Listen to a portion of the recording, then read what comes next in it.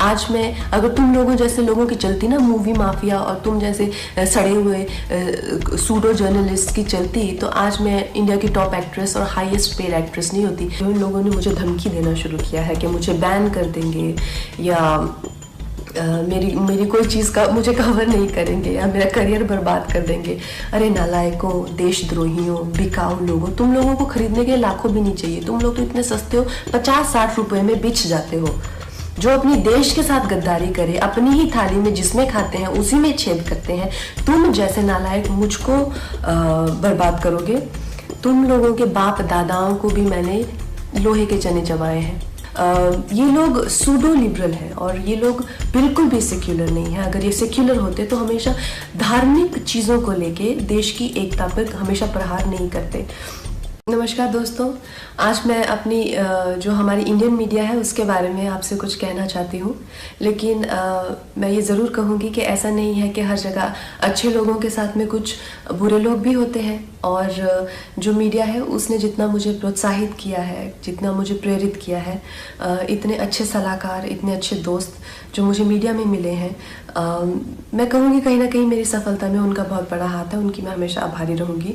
लेकिन जो दीमक की तरह जो एक सेक्शन मीडिया का है जो हमारे देश में दीमक की तरह लगा हुआ है और उसको धीरे धीरे करके उसकी गरिमा को, उसके स्मिता को, देश की इंटेग्रिटी को, देश की एकता को आए दिन अटैक करता रहता है। आए दिन इनके जो भी है झूठी अफवाहें फैलाते रहते हैं। अपने गंदे भद्दे विचार, देशद्रोहिता के जो विचार हैं वो ओपनली सबके सामने रखते हैं। और इनके खिलाफ हमारे कॉन्स्टिट्यूशन में किसी भी तरह का कोई भी ना पेनल्टी है और ना ही कोई सज़ा है।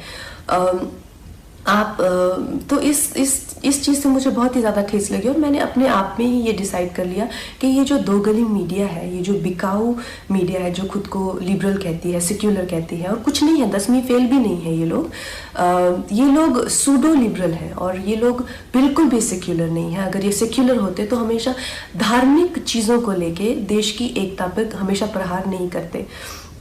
ऐसे ही एक चिंदी से जर्नलिस्ट को मैं 1-2 दिन पहले एक प्रेस कॉन्फ्रेंस में मिली, तो उसी की तरह बहुत सारे लोग हैं जो जितने भी हमारे जो सीरियस इश्यूज़ हैं, हमारे जो सीरियस कॉजेज़ हैं। वर्ल्ड एनवायरनमेंट में डे के दिन मैंने प्लास्टिक बैन को लेके एक कैंपेन किया था, जिसमें मैंने प्लास्टिक के खिलाफ ईशा योगा सेंटर के साथ में काफ़ी कुछ एक्टिविटीज़ की थी। इस जर्नलिस्ट को मैंने उसकी खिल्ली उड़ाते हुए देखा। फिर मैंने काउ स्लॉटर के अगेंस्ट, एनिमल क्रूलिटी के अगेंस्ट एक कैंपेन किया, उसका भी ये मजाक उड़ा रहा था। एक शहीद पे मैंने फिल्म बनाई, उसके नाम की खिल्ली उड़ा रहा है। और प्लीज़ आप ये गौरतलब ये है कि इनके पास किसी भी तरह का कोई तर्क वितर्क, समीक्षा या विचार जो कि एक पत्रकार का हक है, उस तरीके से नहीं गाली गलौज करके, गंदी बातें लिख के, प्रोफेशनल ट्रोल्स जो हैं खुद को मुफ्त का खाना खाने पहुंच जाते हैं ये हर जगह प्रेस कॉन्फ्रेंस पे। मैं जानना चाहती हूँ कि कोई तो क्राइटेरिया होना चाहिए कि अगर आप खुद को जर्नलिस्ट कह रहे हैं, क्या आपने किया हुआ है? मुझे एक अपना लिखा हुआ कोई ना कोई एक पीस या एक ब्लॉग, जैसे मैं खुद को अगर कलाकार कहती हूँ तो कुछ तो होना चाहिए टू माई क्रेडिट। आप खुद को क्यों पत्रकार कह रहे हैं? किस लिए आप पत्रकार बने हुए हैं? इन 3-4 लोगों ने मिलकर, क्योंकि मैंने उस इंसान के प्रश्नों का उत्तर देने से मना कर दिया, मैंने कहा कि इंटरनेशनल को मैं क्यों एंटरटेन करूं, मेरे पास किसी भी तरह के देशद्रोही के लिए 0% टॉलरेंस है। तो 3-4 लोगों ने मिलकर मेरे खिलाफ एक कोई गिल्ड बनाई है, शायद कल ही बनी है, ना ही उसकी कोई मान्यता ही है और ना ही उसकी कोई धारणा ही है। तो उस गिल्ड के चलते हुए लोगों ने मुझे धमकी देना शुरू किया है कि मुझे बैन कर देंगे, या मेरी कोई चीज़ का मुझे कवर नहीं करेंगे, या मेरा करियर बर्बाद कर देंगे। अरे नालायकों, देशद्रोहियों, बिकाऊ लोगों, तुम लोगों को खरीदने के लाखों भी नहीं चाहिए। तुम लोग तो इतने सस्ते हो, 50-60 रुपए में बिछ जाते हो। जो अपनी देश के साथ गद्दारी करे, अपनी ही थाली में जिसमें खाते हैं उसी में छेद करते हैं, तुम जैसे नालायक मुझको बर्बाद करोगे।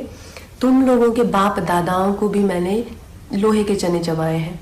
आज मैं अगर तुम लोगों जैसे लोगों की चलती ना मूवी माफिया, और तुम जैसे सड़े हुए सूडो जर्नलिस्ट की चलती, तो आज मैं इंडिया की टॉप एक्ट्रेस और हाईएस्ट पेड एक्ट्रेस नहीं होती। मैं तुम्हारे सामने हाथ जोड़ती और कह रही हूँ कि प्लीज़ मुझे बैन करो, क्योंकि मैं नहीं चाहती कि मेरी वजह से तुम लोगों के घर में चूल्हा जले। और इससे ज़्यादा बड़ा एहसान आप मुझ पे नहीं कर सकते कि आप मुझे बैन कीजिए। और जो भी मेरे भाई बहन इस देश के जो युवक युवतियाँ हैं जिन्होंने इन लोगों का बहिष्कार किया है, और जब मणिकर्णिका फिल्म भी आई थी और मूवी माफिया उसके अगेंस्ट पूरी गैंग अप हो गई थी, तो इन बच्चों ने इतने अच्छे तरह से हर दिन we stand with Manikarnika trend किया, उस फिल्म को बहुत सफल बनाया। फिल्म ने 150 करोड़ से ज़्यादा का बिजनेस किया, और इस चीज़ से मुझे इतना गर्व है अपने देशवासियों पर। आप लोगों के लिए जो हो पाएगा उससे भी ज़्यादा करके दिखाएंगे। बहुत बहुत धन्यवाद।